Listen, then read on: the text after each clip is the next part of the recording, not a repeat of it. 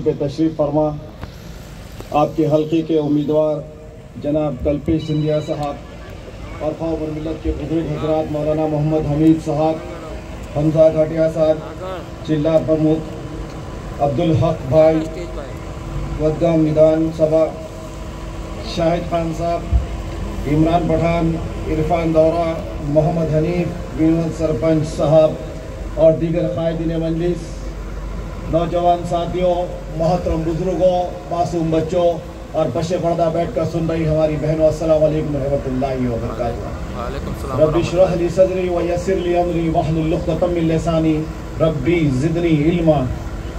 तमाम तारीफ़ें अल्लाह ही के लिए सजावर है जो सारे जहां का पालने वाला है, जो बड़ा मेहरबान निहायत रहम वाला है, जो रोज़े जज़ा का अकेला मालिक है। हम सब तेरी ही इबादत करते हैं अल्लाह, तू ही हमें सीधा रास्ता दिखला, उनके रास्ता जिन पर तूने अपना इनाम मुकर्रर किया, ना कि गुमराहों का और ना कि जिन पर तेरा अज़ाब नाजिल हुआ। ये सूरह फातिहा का तर्जुमा है। अगर हम में से सब लोग अगर इस तर्जुमे के ऊपर गौर व फिक्र करें तो ज़िंदगी का तरीक़ा और ज़िंदगी का सलीक़ा, ईमान की हरारत, आखिरत का खौफ, ख़बर का अज़ाब, माँ बाप का एहतराम, मासूमों से मोहब्बत, बड़ों की इज़्ज़त, ये तमाम चीज़ें समझ में आएंगी हमको। नस्रुम मिनल्लाहि व फ़तहुम क़रीब।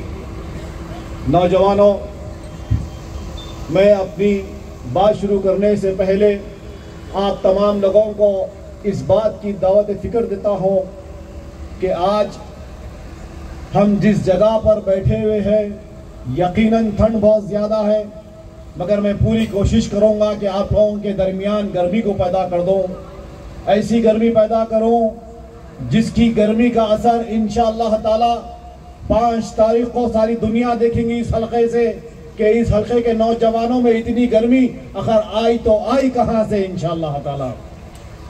अब रही बात, आज हमारा मुल्क हिंदुस्तान एक ऐसे नाजुक चौराहे पर आकर खड़ा हुआ है जिसके दामन में गंगा जमुना की तहजीब, जिसके दामन में हिंदू मुसलमान का प्यार और देश की तरक्की हुआ करती थी। मगर अफसोस की बात है कि आज हमारा हिंदुस्तान इस नाजुक चौराहे पर खड़ा हुआ है।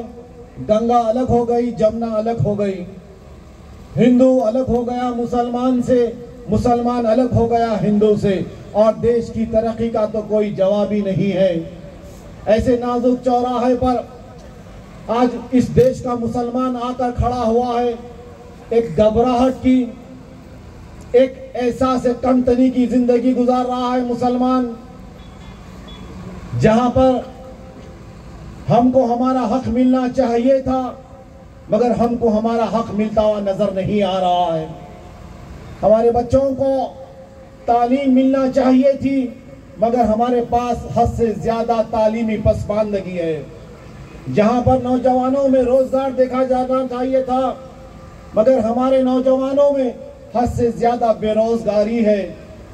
एक ऐसी तासुब पैदा हो रही है जब से ये बीजेपी के, भाजपा के कदम इस मुल्क की पार्लियामेंट पे पहुंचे 1984 से, वो तारीख है और आज का दिन है। ये हिंदुस्तान एक हिंदुत्व की तरफ जा रहा है, ये हिंदुस्तान एक ऐसी बर्बादी की तरफ जा रहा है। इस देश में, इस मुल्क हिंदुस्तान में रहने वाली सब में बड़ी अक़लियत जो 30 करोड़ की तादाद है, जो अपने आप को कमजोर और अकेला समझ रही है। इस देश में, इस मुल्क हिंदुस्तान में इतना बड़ा दलित समाज, जिसकी तादाद से देखा जाए तो 36 करोड़ दलित समाज है और 30 करोड़ हम मियाँ भाई समाज है। इतने बड़े दो तबके इस मुल्क में अपने आप को कमजोर और अकेला समझ जा रहा है, समझ रहे हैं। मैं आज आपके दरमियान में एक दावत फिक्र लेके आया हूं कि बड़े बड़े मसाइल ताकत के, दौलत से, इख्तिदार से नहीं हल होते हैं। बड़े बड़े मसले, बड़े बड़े मसाइल आपकी वोट की ताकत से हल होते हैं। अगर हम मुसलमान, हिंदुस्तान आज़ाद हुआ और 75 बरस हुए, ये 75 बरस में मुसलमान को कभी ये बात समझ में नहीं आई अक़लियतों को कभी ये बात समझ में नहीं आई कि इस मुल्क में जो फैसले होते हैं वो फैसले ऐवानों में होते हैं, इन चौराहों पर नहीं होते। इन चौराहों पर पुकारने से किस्मत नहीं बदलती। अगर किस्मत बदलना है किसी कौम की तो वो ऐवानों को जाना पड़ेगा, हमारे नुमाइंदों को ऐवान में चुनकर भिजाना पड़ेगा। जिस तरीके से कमलेश यहाँ पर जिस तरीके से बात किए, अगर ये बात कमलेश जाकर ऐवान में पुकारेगा तो उनकी बैंड बज जाएंगी इंशाअल्लाह ताला। अरे हम बड़ी बड़ी तकारीर करने से, ये चौराहों पर पुकारने से आवाज और वहां तक नहीं पहुंचती। अगर हमारी आवाज और भी जोर ज्यादा से निकालेंगे तो 2 किलोमीटर 2.5 किलोमीटर जाकर रुक जाएंगी, थम जाएंगी। यही आवाज जब ऐवान पार्लियामेंट में उठती है, यही आवाज जब ऐवान विधानसभा में उठती है, तो यकीन मानिएगा जो हमारी बर्बादी के मंसूबे बनाते हैं उनके दरमियान में खौफ को पैदा कर सकते हैं, हम एक जिद्दोजहद कर सकते हैं, हम एक कोशिश कर सकते हैं। अरे आज मजाक बनाकर रख दिया अक़लियतों को, जिसके मुंह में जो आया वो कहते जा रहे हैं, क्योंकि हमारे पास कोई सियासी ताकत नहीं है। ये हमारी बदनसीबी है कि 75 बरस में हमने हमारे जिद्दोजहद से एक सियासी प्लेटफॉर्म को तैयार नहीं किया। ये हमारी बदनसीबी है कि हमने हमारी जुस्तजू से एक अमीर को पैदा नहीं किया, एक रहनुमा को पैदा नहीं किया, एक मुंसिफ को पैदा नहीं किया। 75 बरस इतना बड़ा तवील अरसा, मगर अफसोस की बात है इतनी बड़ी अक़लियत इस मुल्क हिंदुस्तान में आज भी बेआवाज है कि इनके मसाजिद पर हमला हो रहा है, कोई आवाज उठाने वाला नहीं है। इनकी शरीयत पे हमला हो रहा है, कोई आवाज उठाने वाला नहीं है। मुसलमान कब्रिस्तान या पाकिस्तान कहा जा रहा है, कोई आवाज उठाने वाला नहीं है। मसाजिद के ऊपर अज़ान के ऊपर एतराज किया जा रहा है, कोई आवाज उठाने वाला नहीं है। मदरसों में दहशतगर्दी फैली है, ये कहा जा रहा है, कोई आवाज उठाने वाला नहीं है। मॉब लिंचिंग के नाम पर हजारों मासूमों को कुचला मारा जा रहा है, कोई आवाज उठाने वाला नहीं है। क्यों? कि हमने कभी इत्तेहाद पैदा नहीं किया। अरे वो लोग हंसते होंगे हम पर, वो लोग भी हम पर तरस खाते होंगे कि एक दीवाना इनके पास सारे हिंदुस्तान में फिर रहा है, हक की बात लेकर, सच्चाई की बात लेकर, और इनके ही लोग इनके ऊपर तनकीद करते हैं। तारीख उठाकर देखो, जब जब भी हमारे ऊपर हमले हुए तो गैरों ने नहीं किए, हमारे ही लोगों ने हम पर हमले किए। जब जब भी हम पर शक किए तो गैरों ने शक नहीं किया, हमारे ही अपने लोगों ने शक किया। और आज सारे हिंदुस्तान में बैरिस्टर असदुद्दीन अवैसी साहब पर तनकीद करने वाले भी अपने लोग, शक करने वाले भी अपने लोग, बी टीम कहकर कांग्रेस को जिताने वाले भी अपने लोग। बड़े अफसोस की बात है, दिल जल रहा है, रो रहा है दिल अंदर से कि आज मुसलमान इस मुल्क हिंदुस्तान में 50,000 फसादात में कट कर मरा, लूट कर मरा, जल कर मरा, बर्बाद हुए जिंदगियां, तालीम से पीछे रखा गया, रोजगार से पीछे रखा गया। और आज इनके दरमियान में सारे हिंदुस्तान के 29 रियासतों में एक जुनून, एक जज्बे के साथ सर पे कफन बांधकर बैरिस्टर असदुद्दीन अवैसी साहब अपनी जान की बाजी लगाकर सारे हिंदुस्तान में फिर रहे हैं। तुम आगे बढ़ो, हम तुम्हारे साथ, तुम आगे बढ़ो।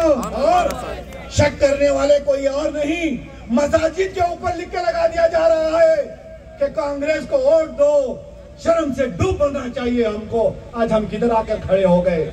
मदरसों में ऐलान किया जा रहा है कि बीजेपी आ जाएंगी, मजलिस को वोट दो।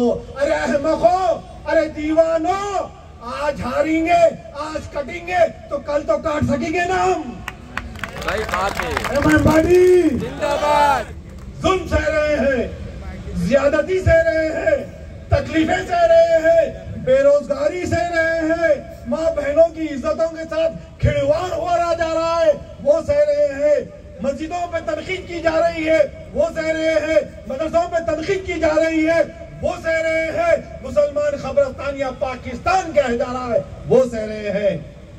अरे हमको कहने वालों, पाकिस्तान की क़यादत को हम हमारी जूती पर रखकर उसको ठोकर मारते हैं। ये मुल्क हिंदुस्तान कल भी हमारा था, आज भी हमारा है, सुबह क़यामत तक हमारा रहेगा। तुम आगे बढ़ो, तुम्हारे साथ है। बाबा आदम अलैहिस्सलाम जब इस जमीन पर उतरे तो इस मुल्क हिंदुस्तान की सरजमीन पर उतरे।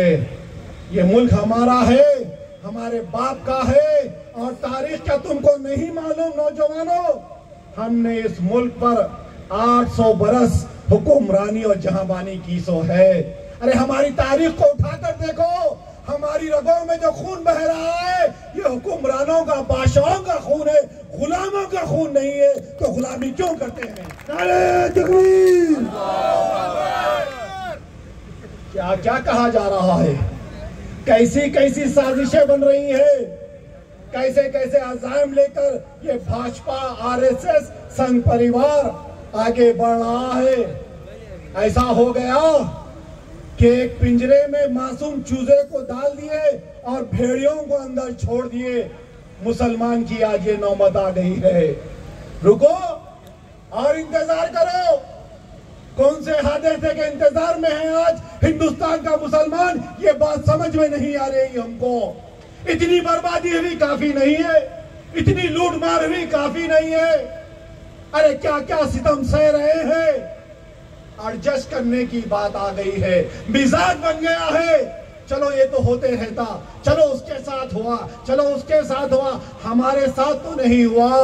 खबरदार खबरदार है मुल्क हिंदुस्तान के मुसलमानों, तुम्हारे भाई के साथ भी हो रहा है तो ये मत समझो कि तुम महफूज है।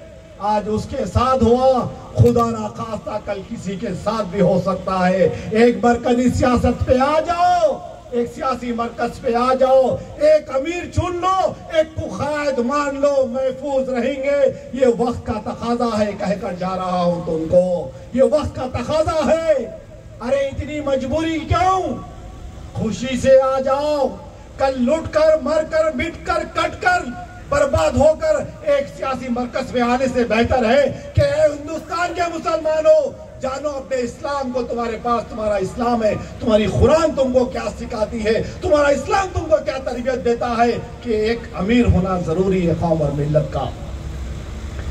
जिस जमात का कोई अमीर ना हो, उलमाओं की इजाजत से कह रहा हूं, जिस जमात का कोई अमीर ना हो उस जमात की क़यादत शैतानों के हाथ में होती है और कौम गुमराह होती है। यही तो हो रहा है, यही तो हो रहा है। आज से 40 बरस पहले मसाजिद के ऊपर खाली नाम लिखा हुआ होता है, फुला मसाजिद, फुला मसाजिद, फुला मसाजिद।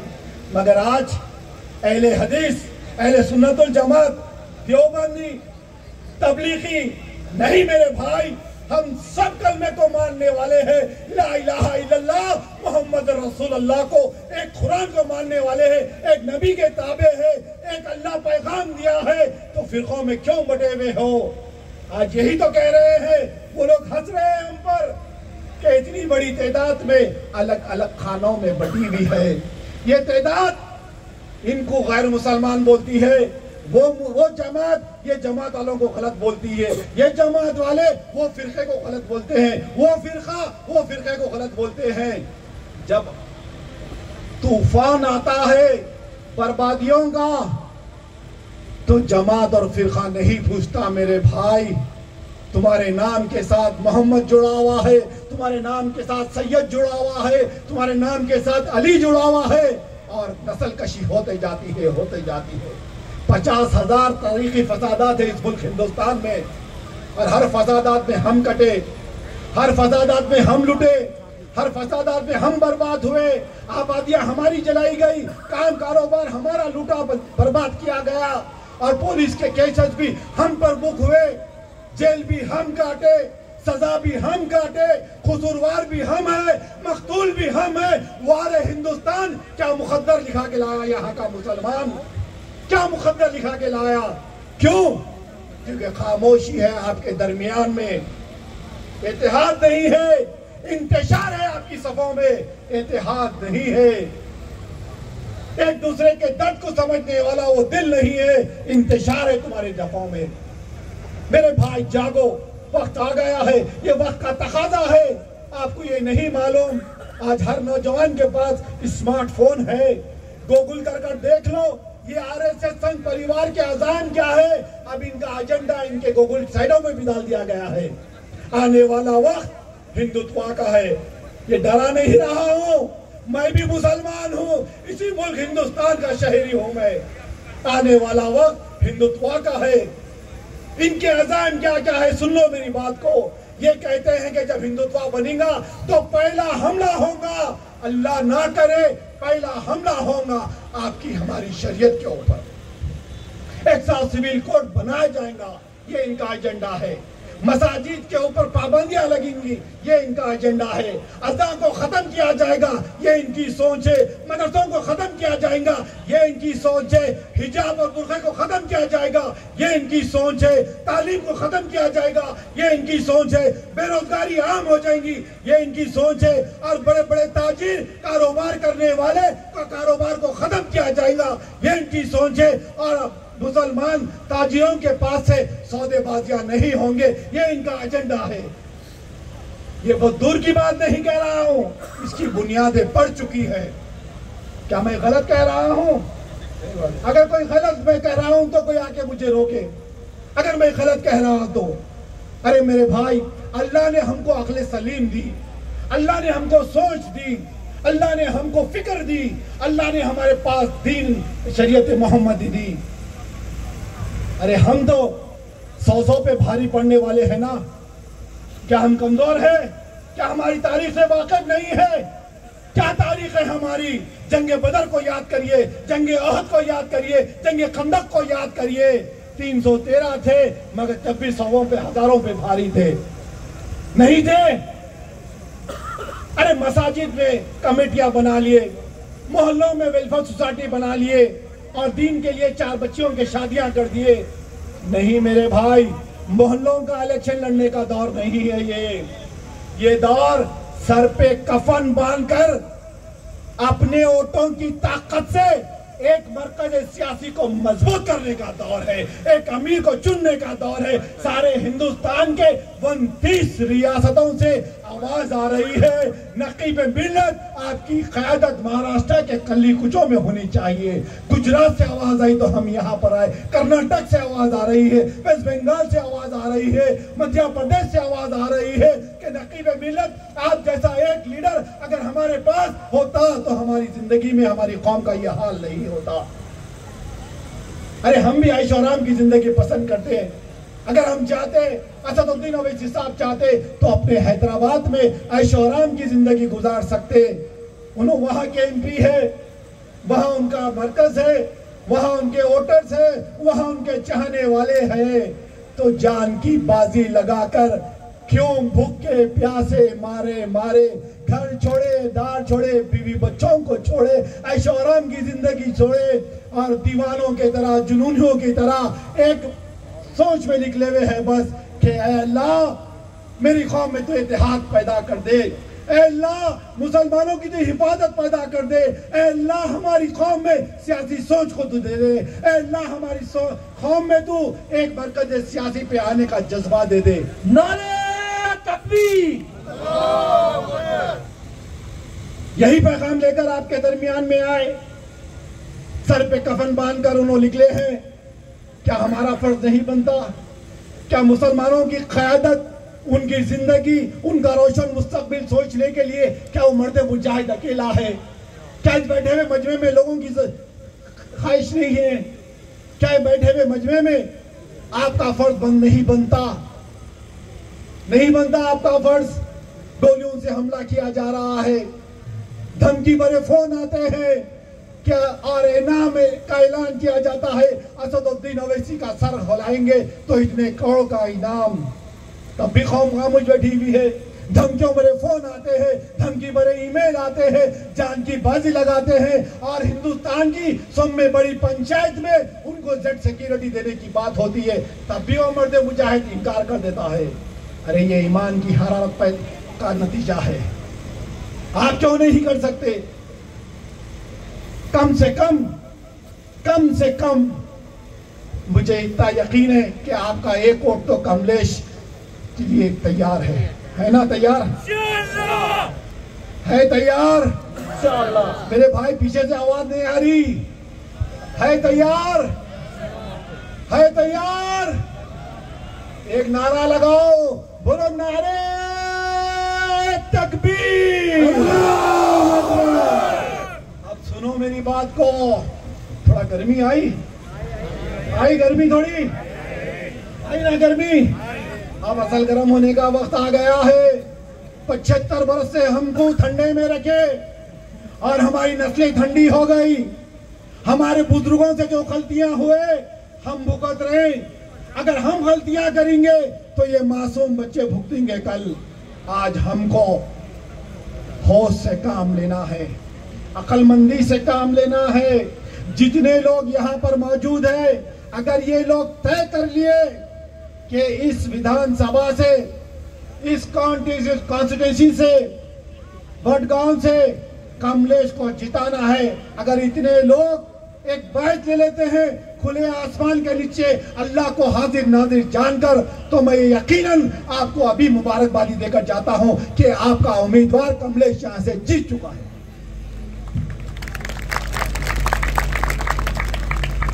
75 बरस लग गए हमको इस मजमू को जमा होते हुए देखने के लिए। अरे आपकी सरजमीन गुजरात, जो सारा हिंदुस्तान एक दर्द भरा हुआ है हर हिंदुस्तानी के दिल में, जो 2002 में जो बर्बादी हुई, जो गोधरा का फसाद हुआ, एक कांग्रेस के एमपी एहसान जाफरी की बेबसी के ऊपर सारा हिंदुस्तान रोया। उसकी अहलिया जकिया जाफरी की बेबसी के ऊपर सारा हिंदुस्तान रोया। जो नस्ल कशी हुई, 3,500 मुसलमान जो मारे गए, सारा हिंदुस्तान रोया। ना जाने ऐसे कितने फसादात हुए इस रियासत में, पर तब भी मुसलमान के सर पे जू नहीं चल रही है। आज हम 25 रोज से 20 रोज से आपके अहमदाबाद में गली कूचों में फिर रहे हैं, देख रहे हैं और दिल से रो रहे हैं अल्लाह कि हमारी कौम की सोच कैसी हो गई। कहते हैं कि ओवैसी को वोट देंगे तो बीजेपी आ जाएंगी, कांग्रेस वाला हार जाएगा। अरे ये कांग्रेस, अल्लाह अकबर, हिंदुस्तान की सब में ज्यादा हुकूमत करने वाली है जमात कांग्रेस। इसके देरे इख्तिदार में हिंदुस्तान में सैकड़ों फसादात हुए और हर फसादात में हमारी एक बर्बादी की तारीख लिखी गई। सब में बड़ा सबूत कि मेरी आपकी मस्जिद को शहीद कर दिया गया, इसके जेरे क़यादत में भागलपुर का फसादात हुए, गुजरात में हुए फसादात, मुंबई में हुए फसादात, भिवंडी में हुए फसादात, बिहार में हुए फसादात, इस मुल्क के कोने कोने में, चप्पे चप्पे में कांग्रेस के जेरे इख्तिदार में फसादात हुए और हर फसादात में निशाना हम बने, आप बने। और आज फिर मुसलमान कहता है कि कांग्रेस हार जाएंगी। अरे ऐसी कांग्रेस को ठोकर मारो, अपनी जमात आ गई है। सेठ की दुकान पे कब तक काम करेंगे, दूसरों के लिए कब तक इस्तेमाल होंगे। अब मुसलमान उड़ गया है, अब मुसलमान जाग गया है, अब नौजवान में एक शऊर आ गया है। बुजुर्ग हजरत दुआएं कर रहे हैं कि अब जीतेंगे, अब जिएंगे, अब वोट डालेंगे तो सिर्फ और सिर्फ मजलिस इत्तेहादुल मुस्लिमीन को।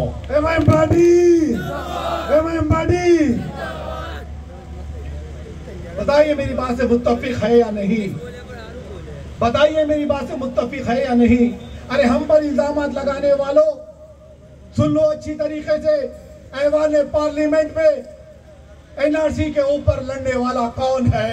हम पर इल्जामात लगाने वालों, सुन लो अच्छी तरीके से। तुम्हारे हिजाब के लिए, बुर्के के लिए लड़ने वाला कौन था? हम पर इल्जामात लगाने वालों, सुन लो अच्छी तरीके से।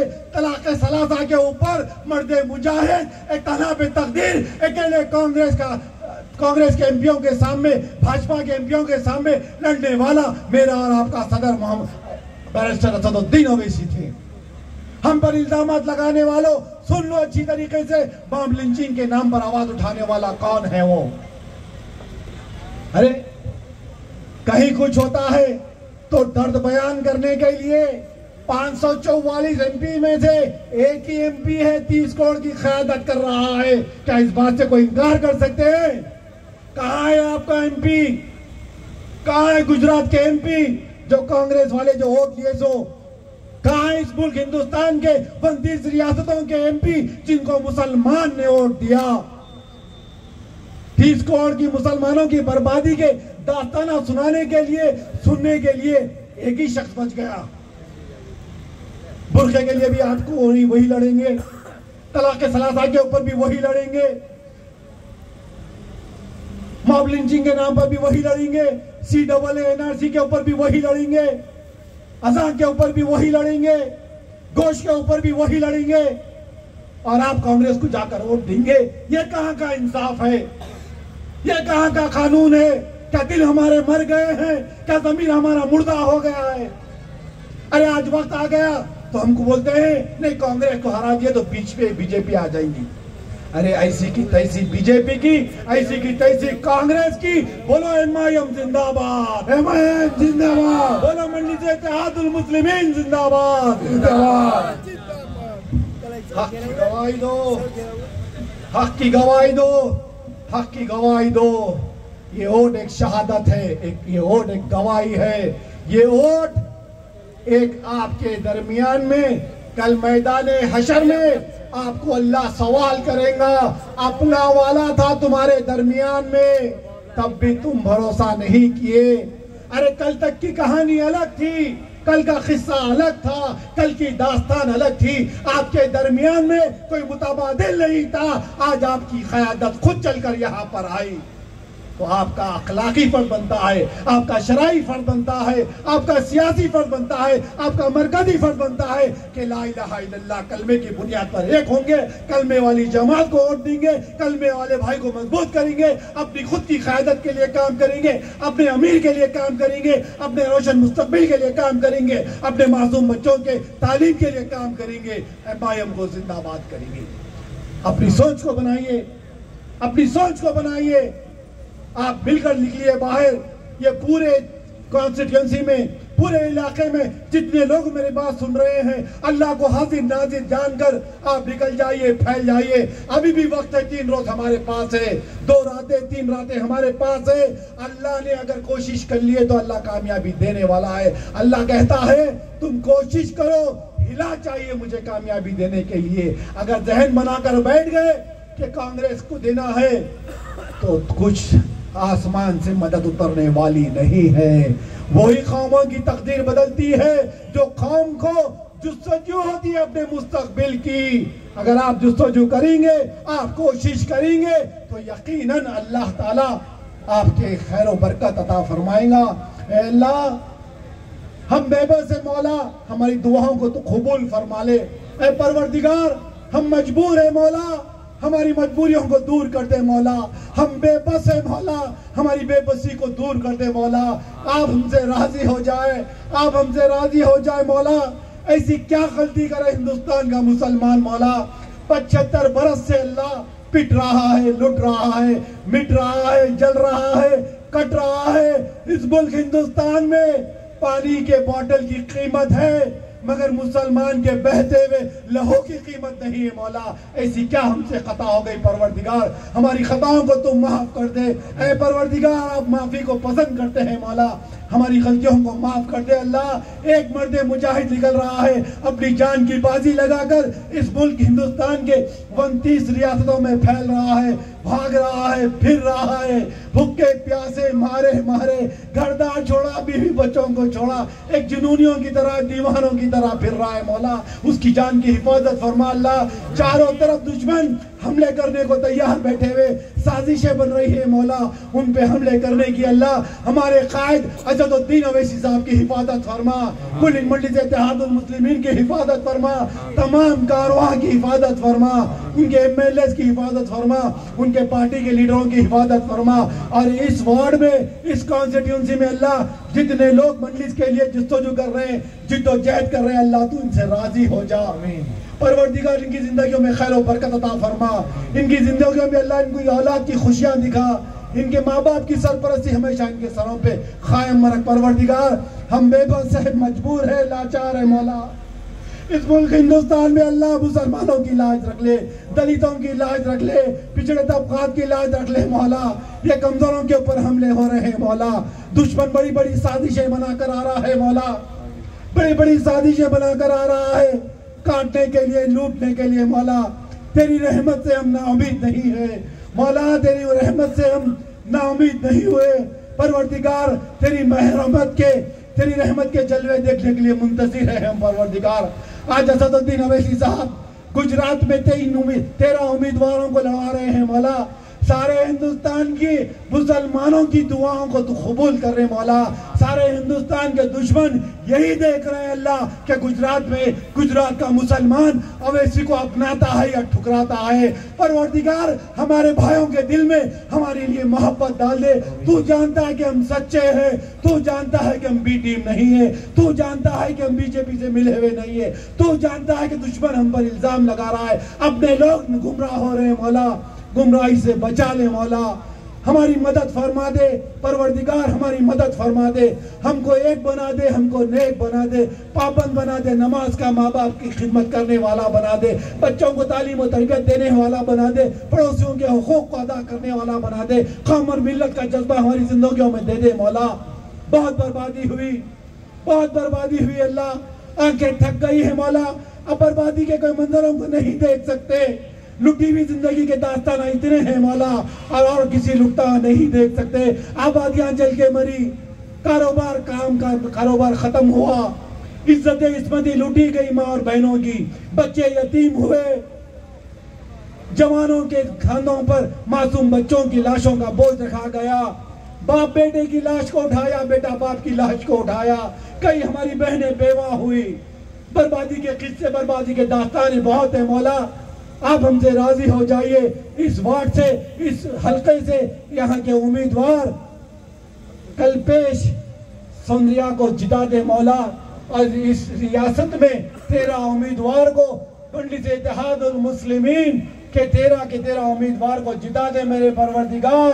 नस्रुम मिनल्लाहि फतहुम करीब, नस्रुम मिनल्लाहि फतहुम करीब, नस्रुम मिनल्लाहि फतहुम करीब। शुक्रिया खुदा की वाहिद दवाना अल्हम्दुलिल्लाहि रब्बिल आलमीन। अस्सलाम वालेकुम रहमतुल्लाहि व बरकातहू। आमीन आमीन। और से गुजारिश है